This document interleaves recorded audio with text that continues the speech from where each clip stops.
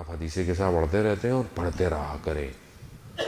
گھر میں ہفتے میں ایک دن ضرور حدیث قصہ کی تلاوت کریں. آیت اللہ عظمیٰ بہجت رضوان اللہ تعالیٰ علیہ کہ آپ کی صلوات ان کے درجات میں اضافہ فرما.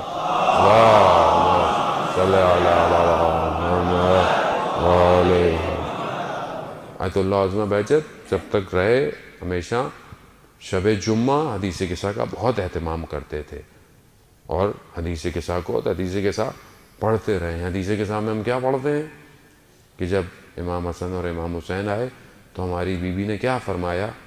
یا قرۃ عینی، اے میرے آنکھوں کی ٹھنڈک. کتنا بڑا درس ہے عزیزان محترم. اب اپنے سینے پہ ہاتھ رکھ کے بولے، میں اپنے آپ سے پوچھ رہا ہوں، آپ اپنے آپ سے پوچھیں، میں نے کب اپنے بچے کو کہا کہ بیٹا یا بیٹی تم میری آنکھوں کی ٹھنڈک ہو؟ یہ ایک درس ہم نہیں لے پائے آج تک کہ میرے آنکھوں کی ٹھنڈک ہو. اور جو سیدہ کی آنکھوں کی ٹھنڈک ہو وہ کیا ہوگا، تصور سے باہر ہے. ایسے نہیں ہے بی بی نے جملے ایسے نہیں کہے کہ مثلا ہم لوگ جیسے بعض اوقات بات کر دیتے ہیں، خطابت کے جملے کہہ دیتے ہیں، کسی سامنے والے کو خوش کرنے کو کہہ دیتے ہیں. نہیں عزیزان محترم، ان کا ایک ایک لفظ بڑا نپا تلا ہے. یہ وہ ہیں کہ جن کے اوپر ملائکہ نازل ہو رہے ہیں، یہ معصوم ہیں، ان سے خطا اصل میں دور دور تک قرآن جن سے کہہ رہا ہو کہ ہم نے جو ہے وہ نجاست کو ان سے دور کر دیا ہے. وہ جب کوئی جملے بولیں، یا قرۃ عینی، اے میرے آنکھوں کی ٹھنڈک. واہ سیدہ، آپ کو آج شب اپنے اس آنکھوں کی ٹھنڈک کا واسطہ، ہم میں سے جتنے بھی لوگ یہاں بیٹھے ہیں، جو بھی سن رہے ہیں، ان کو آج خالی ہاتھ مت جانے دیجیے گا. واسطہ دیں. خود ان کی بارگاہ میں مانگنے کا بھی طریقہ آنا چاہیے کہ کس طرح ان سے مانگیں کہ یہ ہمیں واپس نہ بھیجیں. اور یہ کریم ہے، یہ خاندان کریم ہے، ان کے در پر تو دشمن کبھی خالی نہیں گیا. تو ہم تو عزیزان محترم کیسے خالی جائیں؟ یہ ہمارا وہ بہت بڑے بادشاہ کا واقعہ ہے نا، اپنے خلیفہ کے دور میں 8ویں امام کی زیارت پہ آیا تو دیکھا باہر ایک نابینا بیٹھا ہوا ہے، مانگ رہا ہے. کہا کیا کر رہے ہو؟ کہا نابینا مانگ رہا ہوں. کہا کچھ دیر میں واپس آیا اور تم اس در سے آنکھیں لے کے نہیں گئے نا، سر سے گردن اڑا لوں گا. یہی ہوا، ایسے مانگا امام رضا سے کہ آنکھیں مل گئیں. بات یہ تھا کہ مانگنے کا ڈھنگ آنا چاہیے کہ مانگنا کیسے اس در سے. جانے ہوتا ہمیں مانگنا نہیں آتا. ہم مانگتے کیسے؟ ہم پہلے تو وہ مانگتے ہیں جو ہمیں نہیں ملا ہوا. بھائی پہلے شکریہ ادا کیجئے. پہلے بھی عرض کیا کہ شکر ہے، سب سے بڑا شکر ہے پروردگار تو نے اپنے چاہنے والوں کا ماننے والا بنایا. اس سے بڑا اور شکر کیا ہے آپ کے پاس؟ جانے محترم 6 امام کے بعد شخص آیا، آپ کی حسن سماعت کی نظر اور آج ولادت بھی ہے، آپ کی مسکراہٹیں انشاءاللہ عرش تک پہنچے. 6 امام خدمت کہا مولا کچھ نہیں ہے، فقیر ہوں، تنگ دستی ہے، نادارہ ہوں. کہا نہیں، تو دنیا کا سب سے امیر آدمی ہے.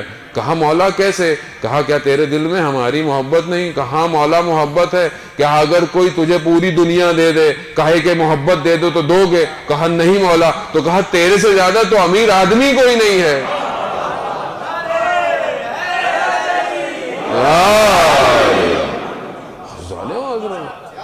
جس کے دل میں ان کی محبتیں ہوں کہ جن کو رسول دیکھیں تو رک نہ پائیں، وہ جو رسول کی سواریاں ہوں کہ دیکھنے والوں نے کہا نہ ایسا سوار دیکھا نہ ایسی سواری دیکھی، جن کے سجدے رسول کے خاتم الانبیاء کے سجدے طولانی ہو جائیں. اگر ان کی محبتیں دلوں میں ہوں اور شخص پریشان ہو، شخص کسی اور کے آگے ہاتھ پھیلاتا ہو، یعنی تصور سے باہر ہے عزیزان محترم.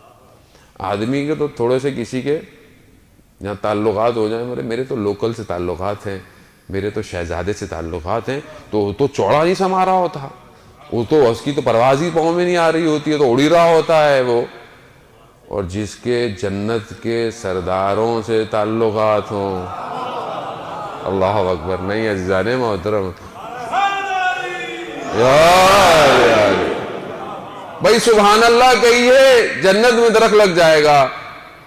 اللہ اکبر کہیے، سبحان اللہ کہیے، یہ کہیے، جنت میں درخت لگ جائیں گے۔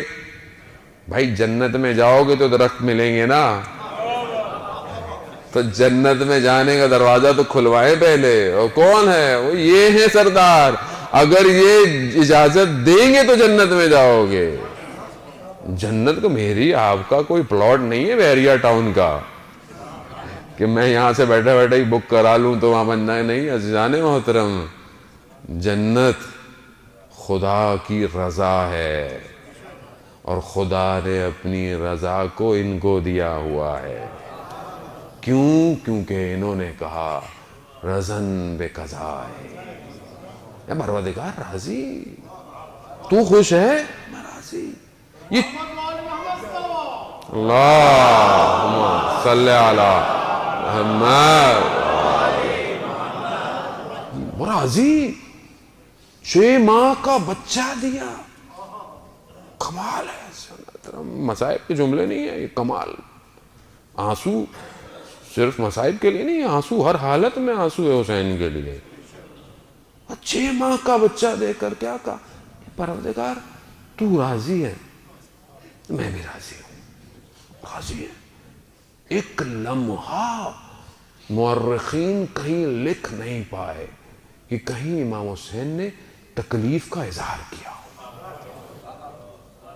راوی کہتا ہے کہ روز عاشورہ وقت جتنا بڑھتا چلا گیا، امام حسین کے چہرے کا نور بڑھتا چلا گیا، اطمینان، قلب کا اطمینان بڑھتا چلا گیا۔ کیوں؟ کیونکہ وہاں پر موومنٹ تھی کہ جہاں پر پروردگار چاہتا تھا۔ تو امام کے ماننے والوں کو کیسا ہونا چاہیے؟ ایسے ہونا چاہیے کہ جن کو یہ پتا ہو کہ ان سے رب راضی ہے۔ میں رابطہ کیسا کر رہا ہوں عزیزان محترم، یہ مہم ہے، رابطہ میرا کیا ہے ان سے؟